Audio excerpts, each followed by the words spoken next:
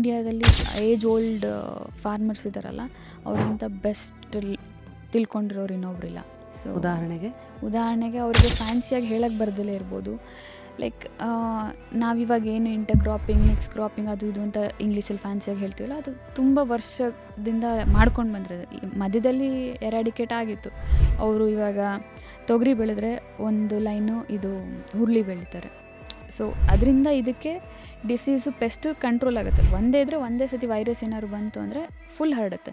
So ಈ alternate crops ಮಾಡಿದರೆ ಇದಕ್ಕೆ ಬರೋ ಪೆಸ್ಟ್ ಅದಕ್ಕೆ ಬರಲ್ಲ. ಇದ್ರ ಲೈಫ್ ಸೈಕಲ್ ಬೇರೆ ಇರುತ್ತೆ. 3 ಮಂತ್ಸಿಗಾದರೆ ಅದು 6 ಮಂತ್ಸಿಗೆ ಆಗುತ್ತೆ. ಬಾರ್ಡ್ರಲ್ಲಿ ಚೆಂಡು ಹೂವು ಬೆಳೀತಾರೆ.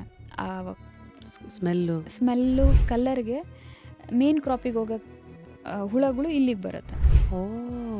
ಸೊ ಸೋ ಮೆನಿ ಥಿಂಗ್ಸ್ ಅವ್ರಿಗೆ ಗೊತ್ತಿದೆ, ಅಲ್ಲಿಂದ ನಮಗೆ ಪಾಸ್ ಆನ್ ಆಗಿಲ್ಲ ಅಷ್ಟೇ. ಏನಕ್ಕೆ ಅಲ್ಲಿ ಮಧ್ಯದಲ್ಲಿ ಅದು ಆ ಸಿಸ್ಟಮ್ ಎರಾಡಿಕೇಟ್ ಆಯಿತು?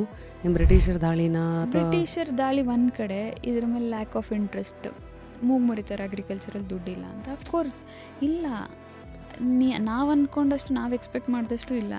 At least as a passion you take it. Full ವಿಡಿಯೋನ ನೋಡಿ on rapid Rashmi's YouTube channel.